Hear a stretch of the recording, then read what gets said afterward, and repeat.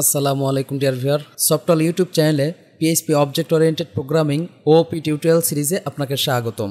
এই ভিডিওটি হলো পিএইচপি অবজেক্ট ওরিয়েন্টেড প্রোগ্রামিং এর প্রথম ভিডিও। এই ভিডিওতে আমরা দেখব যে কিভাবে ক্লাস ডিক্লেয়ার করতে হয়, কিভাবে আমরা ক্লাসের ভিতরে প্রপার্টি তৈরি করতে পারি, সেই সাথে কিভাবে আমরা ক্লাসের অবজেক্ট তৈরি করে তা ইউজ করতে পারি। তো চলুন শুরু করা যাক। শুরুতেই আমি জাম্প কন্ট্রোল প্যানেলের অ্যাপাচি এবং মাইএসকিউএল অন করে রেখেছি। আমরা জানি এক্সপ্লোরারের htdocsে ক্লিক করে এখানে আমাদের ফাইল ফোল্ডার তৈরি করতে হয়। তো আমি ওপি টিউটোরিয়াল নামক একটি ফোল্ডার তৈরি করে রেখেছি। তো ফোল্ডারটি অলরেডি আমার এখানে লোড করা আছে। তো এখানে আমি একটি ফাইল তৈরি করি। সাপোজ আমি নাম দিলাম ফার্স্ট.php। আমরা যে কোনো নাম দিতে পারি, কন্ট্রোল S। ওকে, তো আমরা এখানে টাইপ করলাম php। তো ক্লাস ডিক্লেয়ার করতে গেলে প্রথমেই আমাদের ক্লাস কিওয়ার্ডটি লাগবে। তো তার জন্য আমাদের লিখতে হবে ক্লাস।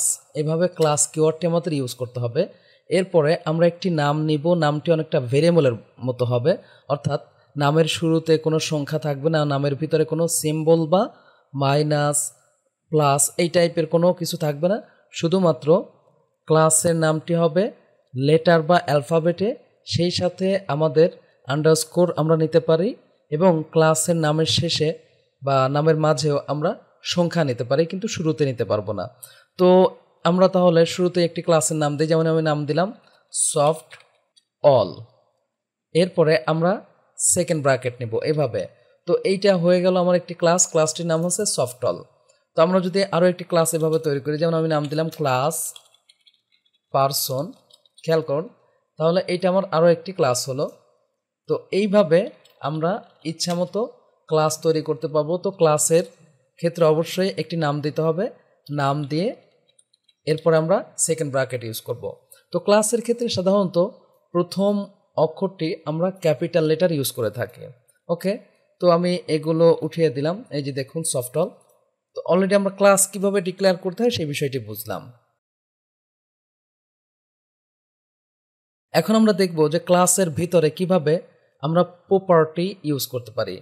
মূলত আমরা যে ভেরিয়েবল তৈরি করি এভাবে, এই ভেরিয়েবলগুলোকে ওপির ভাষায় বলা হয় প্রপার্টি।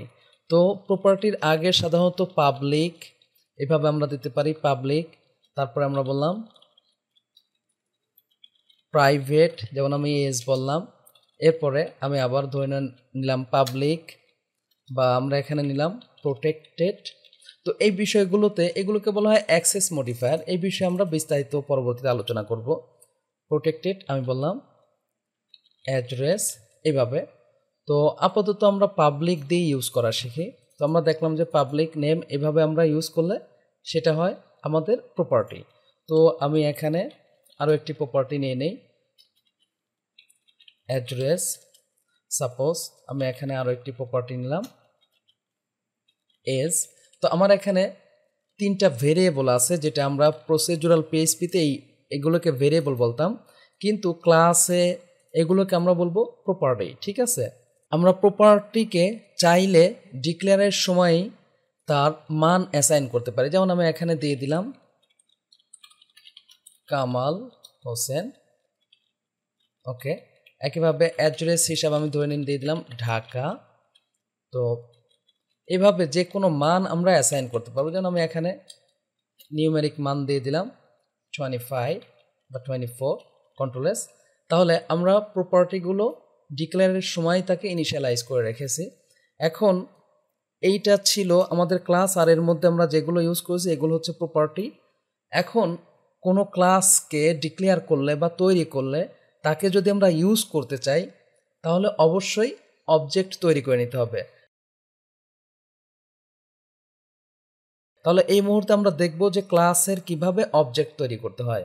তো ক্লাসের অবজেক্ট তৈরি করতে গেলে যে কোনো একটা ভেরিয়েবলে আমরা এটা রাখতে পারি। যেমন আমি পি দিলাম, দিয়ে এখানে আমরা নিউ কিওয়ার্ড নিব। নিউ কিওয়ার্ড নিয়ে তারপরে এই যে আমাদের ক্লাসের নামটি আছে সেই নামটি ব্যবহার করব।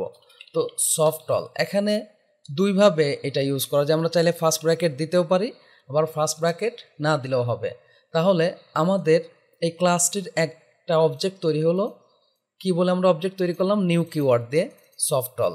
তো ক্লাসের নাম যদি আমার হতো পারসন, তাহলে আমরা কি দিতাম বলুন তো? এখানে আমরা ইউজ করতাম পারসন।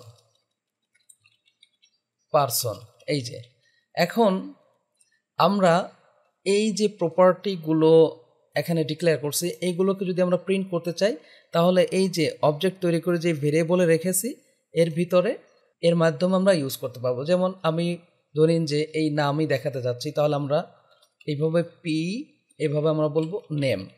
এখন কিন্তু এই জায়গায় আমরা ডলার সাইন ইউজ করি নাই, এইটাকে বলা হয় অবজেক্ট অপারেটর।